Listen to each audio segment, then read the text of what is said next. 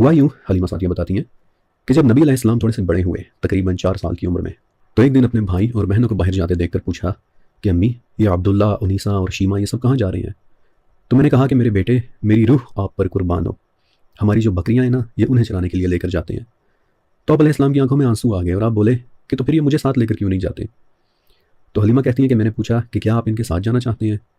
تو نبی علیہ السلام نے ہاں میں سر ہلایا۔ تو میں نے کہا کہ ٹھیک ہے، کوئی بات نہیں، کل جب یہ لوگ جائیں تو آپ بھی ان کے ساتھ چلے جانا۔ تو اگلی صبح میں نے محمد کو تیار کر کے اپنے بچوں کے ساتھ باہر بھیج دیا، لیکن ابھی دن ہی کا وقت تھا کہ اچانک میرا بیٹا بھاگتا بھاگتا گھر آیا اور بولا کہ کسی نے محمد کو مار دیا ہے۔ ہم لوگ پہاڑی پر تھے، کھیل رہے تھے کہ 2 بڑے بڑے سفید پرندے آئے اور انہوں نے محمد کا سینہ چاک کر دیا، اور اب وہ پہاڑی کے اوپر لیٹے ہوئے ہیں۔ میں ان سے بات کر رہا ہوں لیکن وہ کوئی جواب نہیں دے رہے۔ حلیمہ کہتی ہیں کہ جب میں نے یہ سنا تو میرے تو پیروں تلے زمین ہی نکل گئی۔ میں اور ابو کبشہ بھاگے بھاگے وہاں پہنچے تو دیکھا کہ محمد وہاں کھڑے ہوئے ہیں۔ آپ کے چہرے کا رنگ بدلا ہوا ہے، آپ پریشان بھی نظر آ رہے ہیں، لیکن آپ ٹکٹکی باندھے آسمان کی طرف دیکھے چلے جا رہے ہیں۔ میں ابو کبشہ سے بھی پہلے تیزی کے ساتھ بھاگتی بھاگتی محمد تک پہنچی، انہیں اپنی گود میں لیا، ان کی آنکھوں کے درمیان اور ان کے ماتھے پر بوسہ دیا اور بولی کہ میری روح آپ پر قربان، کیا آپ کو کسی نے ڈرایا ہے؟ تو نبی علیہ السلام بولے کہ آسمان سے 2 بڑے بڑے پرندے آئے تھے کہ جو آدمیوں کی طرح تھے۔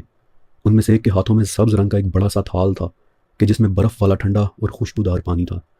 پھر انہوں نے میرے سینے میں سے کچھ نکالا، پھر اسے دھویا اور پھر اسے دوبارہ واپس رکھ دیا اور میرے سینے کو پھر سے سی دیا۔ میں ابھی بھی اپنے سینے میں اس کی ٹھنڈک محسوس کر رہا ہوں۔ پھر ان میں سے ایک مجھ پر جھکا اور میرے سر پر بوسہ دیا اور آنکھوں کے درمیان بھی، اور بولا کہ اے اللہ کے پیارے، ڈریے مت، اگر آپ کو پتہ چل جائے کہ آپ کے ساتھ کیا بھلائی ہونے والی ہے تو آپ کی آنکھیں ٹھنڈی ہو جائیں۔ اور پھر وہ مجھے اسی جگہ چھوڑ کر آسمان پر واپس چلے گئے۔ اگر آپ کہیں تو میں آپ کو ان کے واپس جانے کی جگہ بھی دکھا سکتا ہوں۔ حلیمہ بتاتی ہیں کہ یہ باتیں سن کر تو جیسے ہم سکتے میں آ گئے، اور ابو کبشہ بولے کہ حلیمہ، اس سے پہلے کہ کوئی بڑا واقعہ ہو جائے تم محمد کو واپس مکہ چھوڑو۔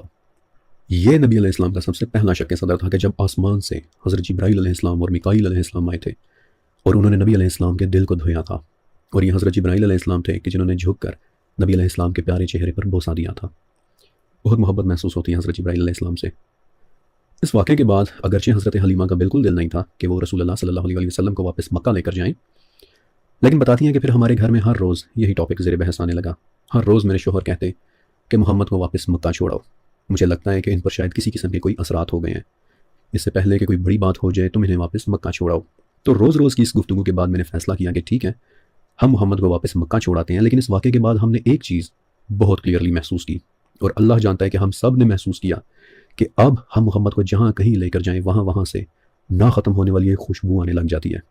اس دن کے بعد سے ہمارے گھر کا کونا کونا مہکنے لگ گیا تھا۔